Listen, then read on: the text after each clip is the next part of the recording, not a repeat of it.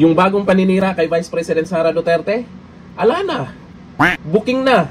Si Madriaga ba? Ewan ko lang kung sino yung taong yan. Yung sa affidavit niya, hindi tugma ang pinagyayaw-yaw niya. Pero bago natin pag-usapan yan, daghang salamat pala kay Sir Leo. Dahil sa kanya, dyan sa Senado, nasaksihan po natin ang galawan ng mga senador sa likod ng kamera. Sana all yung iba may paparty-party O eto, ayon dito sa balita ngayon, Jason sa binanatan ang Madriaga affidavit. Ano nga bang nakalagay dyan? Mukhang may malaking pagkakamali sa kanilang, sabi ng iba o sabi ng mga nag-comment dyan, mali o nagkamali daw sa script. Bakit kailangan ng script? O ito, tuloy natin. Ang sabi ni Jason sa, Hoy, naglabas ng reaksyon ang veteranong broadcaster na si Jason sa matapos kumalat ang sinumpaang salaysay ni Ramil Madriaga na nag-aangkin umano ng koneksyon at personal na ugnayan kay Vice President Sara Duterte mula pa noong kanilang nasabing law school days. Sa kanyang pahayag, nilampaso ni Sonsa ang bahagi ng affidavit kung saan idinawit ni Madriaga na magkaklase raw sila ni VP Sara sa San Sebastian College Law noong 1991. Mariing pinabulaanan ito ni Sonsa at tinawag na katawa-tawa ang claim dahil malinaw na hindi tugma sa timeline ang sinasabi ni Madriaga. Ito ang sabi ni Jason Sa. Classmate daw sa SSC Law School ni Ramil Madriaga si VP Inday noong 1991. Ito ang totoo niya na. Hoy, elementary or high school pa lang si Sara Duterte noon.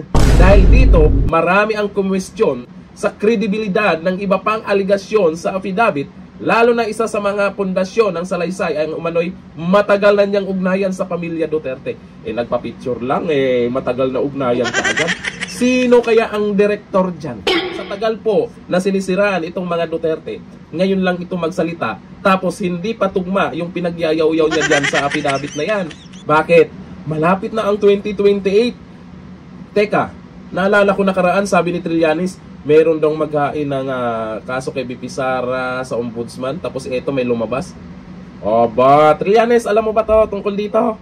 Ako'y nagtatanong lang kasi itong mga galawan mukhang pamilyar Pero simula po na lumabas itong balitang ito tungkol po kay Madriaga. Kahit saan po, sa TV5, double time Ilang beses na inilabas, hindi lang isang beses. Mukhang nung inilabas nila, may inilabas pa ulit, Pero nakita nyo po sa mga nagkomento, sa mga nag-react, tawang-tawa sila sa balitang yan. At sa mga nagkomento, nako, hindi po sila naniniwala sa mga aligasyon na yan. Alam naman natin na si VP Sara Duterte ang nangunguna ngayon na gusto ng taong bayan na maging presidente sa 2028 at alam natin kung anong siguro pagdating sa eleksyon, magkaroon lang sila ng dikit na laban dito sa Luzon. Paano yan kasama ang Visayas at Mindanao sa boboto sa eleksyon? Paano yan? Kaya ganito asahan po natin, habang palapit ng palapit po yung 2028, hanap po sila ng paraan.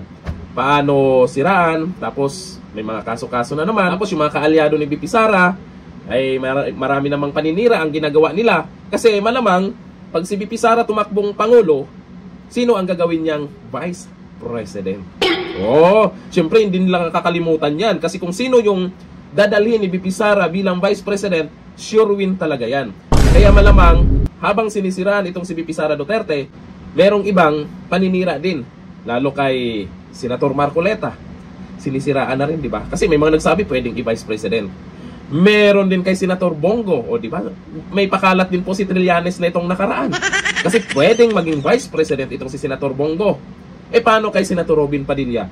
Pwede rin, di ba? Pero kung si Amy Marcos kaya, bakit tahimik yung iba? May ayaw, di ba? Pero titingnan po natin yan kung ano po yung mangyayari sa mga susunod na araw.